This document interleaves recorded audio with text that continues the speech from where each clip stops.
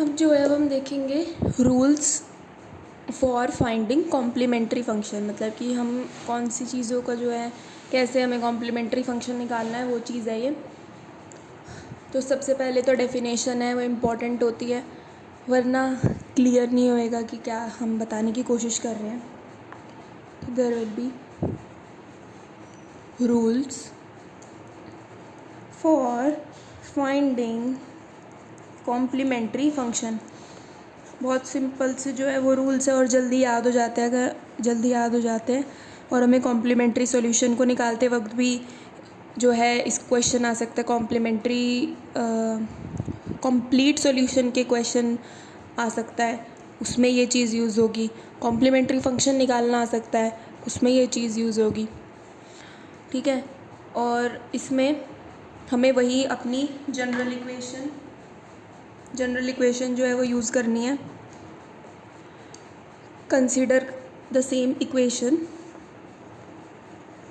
अब हम ये क्यों कंसिडर कर रहे हैं अभी इसी में ही पता चल जाएगा। Consider D n plus a one D n minus one plus a two D n minus two and up to so on till a n y equal to क्या लेना है, इक्वल टू आर लेना है, क्या लेना है, equal to zero. क्योंकि हमने कॉम्प्लीमेंट्री फंक्शन की डेफिनेशन में भी देखा था कि हमें ये ही चीज़ कंसिडर करनी है। अब देखो, अगर हम डेफिनेशन नहीं लिखते तो हम यहाँ पे वही फंक्शन लिख देते जो हमें अवेलेबल है, आर एक्स, तो हम आर एक्स ही लिख देते, बट हमें ये चीज़ जो है कंसिडर करनी है। ये हो गया। अब इसके अंदर हम बता रहे हैं कि ये सब क्या है, वो हमें पता है कि ये A1 A2 AN क्या चीज़ है हमारे, वेयर ऑल एज हमारे क्या है, कॉन्स्टेंट्स है। ये बात हमें पता है, पहले हमने कर ली थी। अब कॉम्प्लीमेंट्री फंक्शन निकालने के लिए we have to write auxiliary equation. हमें ऑक्सिलरी इक्वेशन लिखनी है। ऑक्सिलरी इक्वेशन क्या होगी, हमने देखा था कि auxiliary equation if y is not zero, और यहाँ पे y ज़ीरो नहीं है, हमें गिवन नहीं है कि y ज़ीरो है नहीं है, y इज़ नॉट ज़ीरो, हम क्या करते हैं, d को रिप्लेस कर देते हैं m से। तो ऑक्सिलरी इक्वेशन क्या हो जाएगी, m n plus a1 m n minus one plus a2 m n minus two up to till a n। ये मेरी ऑक्सिलरी इक्वेशन होगी। ऑक्सिलरी इक्वेशन क्या बोलता है, y के कोफिशिएंट पे d को m से रिप्लेस करो और फिर उस कोफिशिएंट को इक्वेट कर दो ज़ीरो से। वही चीज़ हमने कर दी है। अब यहाँ पे जो हमारा जो d है वो क्या था, d is basically m, d is equals to m1 m2 and up to so all till mn। ये क्या होंगे हमारे, these are roots of the auxiliary equation. मतलब जब हम इसको सॉल्व करेंगे तो हमारे पास m की वैल्यूज़ आएंगी कुछ, वो वैल्यूज़ हमें कंसिडर करनी है एज m1 m2 जितनी भी हैं। सपोज़ 3 वैल्यूज़ आई है, 3 रूट्स आए हैं, 3 सॉल्यूशन आए हैं, तो मैं उनको बोलूँगी कि वो क्या है मेरे, m1 m2 m3। और क्योंकि m पहले d था तो इसलिए मैंने d इसको लिख दिया है कि भाई असल में जो मेरी वैल्यूज़ आई है वो किसकी है, d की है। तो अगर हम यहाँ पे इस चीज़ को ध्यान से देखें, हमने एक इक्वेशन लिखी, ऑक्सिलरी इक्वेशन निकाल ली, रूट्स लिख दिए, तो हमारे पास जो कॉम्प्लीमेंट्री फंक्शन है वो क्या है, it basically depends on the nature of the roots, are roots of auxiliary equation. Then the solution will depend on nature of roots।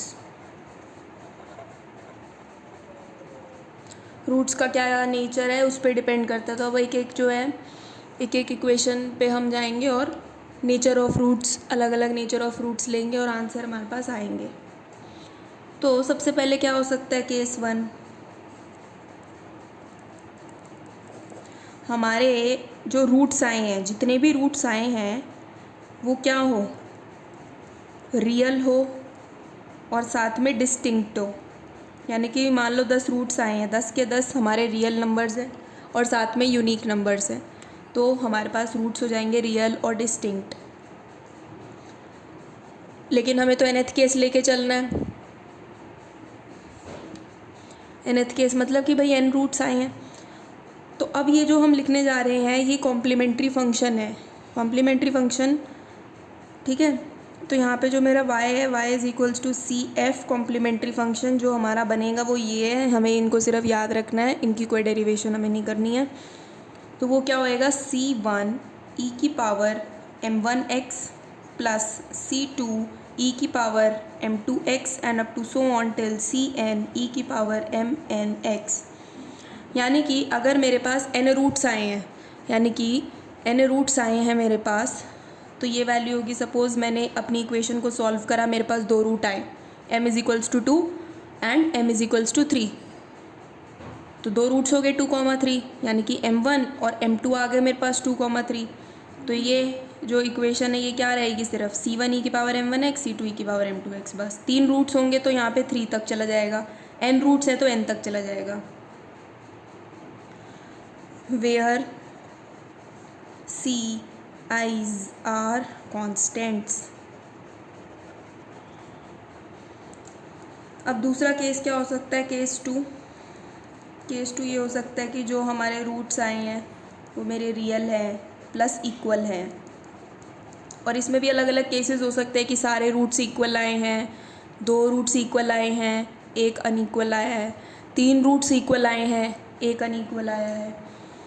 तो ये जो हम लिख रहे हैं ये सभी के केसेस का लिख रहे हैं।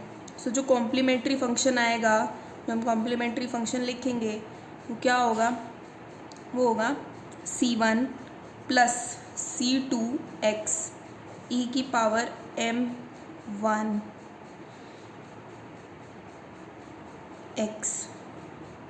सपोज़ मेरे 2 रूट्स आए, m is equals to 2, m is equals to 2, सिर्फ 2 आया है, 2 रूट्स इक्वल है, तो हम लिखेंगे c1 प्लस c2x e की पावर 2x, ठीक है। और अगर हमारे पास जो है ज़्यादा रूट्स हैं, मतलब 2 रूट्स इक्वल हैं और एक अनइक्वल रूट है, तो हम यहाँ पे सिंपली लिख देंगे c, ये वाला, ये वैल्यू लिख देंगे सिंपली, ये वैल्यू लिख देंगे यहाँ पे सिंपली, बस ये जो वैल्यू है ये लिख देंगे यहाँ पे, और कुछ नहीं लिखेंगे।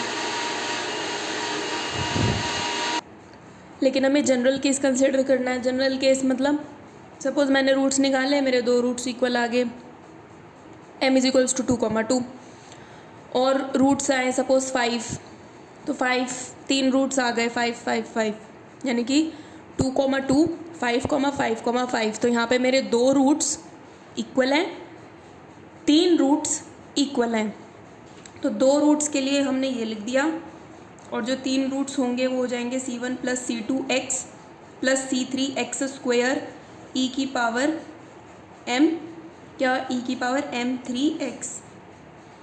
मतलब हम ये अज्यूम कर रहे हैं कि m1 की वैल्यू, m2 की वैल्यू और फिर m3, ठीक है। और फिर बाकी हमारे पास c3, उसको ये लिखेंगे c3, c4, c5, then c6 e की power m6x plus c7 e की power m7x and up to so on till cn e की पावर mnx। मतलब लेट अस सपोज मेरे पास 2 इक्वल रूट्स आए, m1 equal to 2, m2 equal to 2, और एक और रूट आया m3 इक्वल टू 8। तो 2,2,8 मेरे पास रूट्स आए। अब इस केस में भी हमारा जो है कोई अलग रूल नहीं है, यही रूल लगेगा। उसमें हम क्या करेंगे, c1 प्लस c2x e की पावर 2x, क्योंकि वो कॉमन है, और एक ये वाला उठा लेंगे, यानी कि यहाँ लिख देंगे c3 e की पावर 8x। सारे केसेस इक्वल वाले, जिसके अंदर इक्वल प्लस अनइक्वल का मिक्सचर है, वो सब इस वाले में कंसिडर हो जाएंगे। अब जो है, अब इसी में ही हम दिखा देते हैं, if 3 roots equal, if 3 roots are equal, तो हमें क्या लिखना है, C F is equals to c1 plus c2x plus c3x square e की पावर m1x, ये चीज़ हो जाएगी। जो ये रूट आया है वो m1 यहाँ पे लिख देंगे। अब अगर मैं यहाँ पे डेफिनेशंस में ये सब नहीं बताती तो हमें ये पता ही नहीं चलता कि यहाँ पे m1 में क्या आना है, ये c1 क्या है, ये cf क्या क्यों लिखा है, तो ये बहुत ज़्यादा इम्पोर्टेंट है। अब इसके बाद जो हमारा केस 3 है, थर्ड केस है कि बोथ हमारे पास जो रूट्स आए हैं वो हमारे क्या हैं, इमेजिनरी रूट्स आए हैं। रूट्स आर इमेजिनरी, ठीक है। तो इमेजिनरी रूट्स हमारे पास जो है वो आए हैं, इमेजिनरी रूट्स। अब इसमें भी हमारे पास अंदर जो है अलग अलग चीज़ें हो सकती है कि भाई अगर मेरा इमेजिनरी रूट्स है तो सपोज़ मेरा कोई इमेजिनरी रूट आया 1 + 2i, 1 - 2i, 3, तो ये 3 रूट्स आए मेरे। अब यहाँ पे हमने देखा कि 2 तो इमेजिनरी है, एक मेरा जो है सिंपल रियल नंबर है, तो उसमें भी ये चीज़ अप्लाइड होगी। इमेजिनरी नंबर्स है तो ये चीज़ अप्लाइड होगी, सिंपल पॉइंट। तो इसमें क्या होगा कि कॉम्प्लीमेंट्री फंक्शन जो है वो हमारे पास क्या बनेगा, e⁻∝x ब्रैकेट में c1 cos βx + c2 sin βx plus c3 e⁻m3x plus c4 e⁻m4x and up to so all till cn e⁻mnx। अगर मेरे कभी भी रूट्स इमेजिनरी होंगे तो हमारा जो मेन पॉइंट है वो रहेगा ये e⁻∝x, और ये अल्फ़ा क्या है, समझ कि अब क्या है, यानी कि मेरा रूट इस फॉर्म में है तो अल्फ़ा यानी कि जो x है होगा अल्फ़ा, वो यहाँ पे लिख देंगे बीटा, यानी कि इमेजिनरी नंबर आयोटा के साथ जो भी नंबर होगा, जो भी वैल्यू होगी वो मेरी बीटा बन जाएगी। तो अगर मेरे इस केस को अगर मैं देखूँ तो मेरे 2 रूट्स इमेजिनरी है तो मैं ये चीज़ यूज़ करूँगी, और suppose 3rd 4th 5th real number है तो हमने आगे के रियल नंबर वाले यानी कि ये वाले यूज़ कर लिए यहाँ पे, तो हो गए सारे सेटिस्फाइड। अब लेट अस सपोज कि हमारे पास 4 है, मतलब कि 4 इमेजिनरी नंबर्स हैं, तो अब हमें तो पता है भाई पेयर में एग्जिस्ट करते हैं इमेजिनरी नंबर, तो उसमें हमें कुछ नहीं करना है कि ये तो एज इट इज़ रहने देंगे, पहले 2 कंफर्म, बाकी 2 के लिए भी यही सेम रूल लिख देंगे, e⁻x सेम चीज़ लिख देंगे, बस वहाँ पे अल्फ़ा और बीटा की वैल्यू बदल जाएगी। और इसमें हमें साइन कंसिडर नहीं करना है बिल्कुल भी कि एक बार प्लस है एक बार माइनस है तो क्या लेंगे। तो इसमें सारे केसेस आ गए कि 10 इमेजिनरी अवेलेबल है, 12 है, 2 है, 3 तो नहीं होंगे, और या फिर हमारे पास इमेजिनरी प्लस रियल नंबर है तब भी यही चीज़ कंसिडर होगी। अब लास्ट केस बचा है कि हमारे इमेजिनरी जो नंबर आए हैं वो इक्वल है, तो ये फिफ्थ ठीक आ रहा है पूरा। केस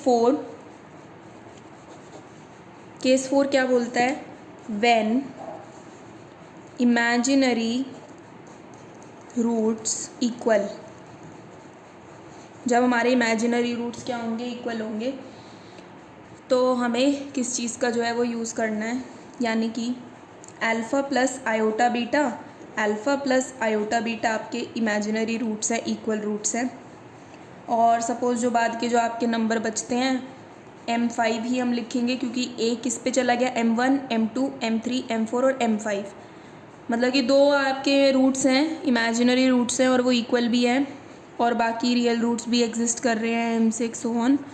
तो हम इसमें जो है क्या लिखेंगे, तो इसमें बेसिकली जो है हमारा वो वाले केस कंसिडर होंगे जो कि इमेजिनरी रूट्स इक्वल होंगे।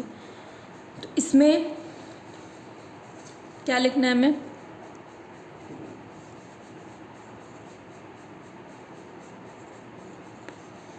e⁻∝x।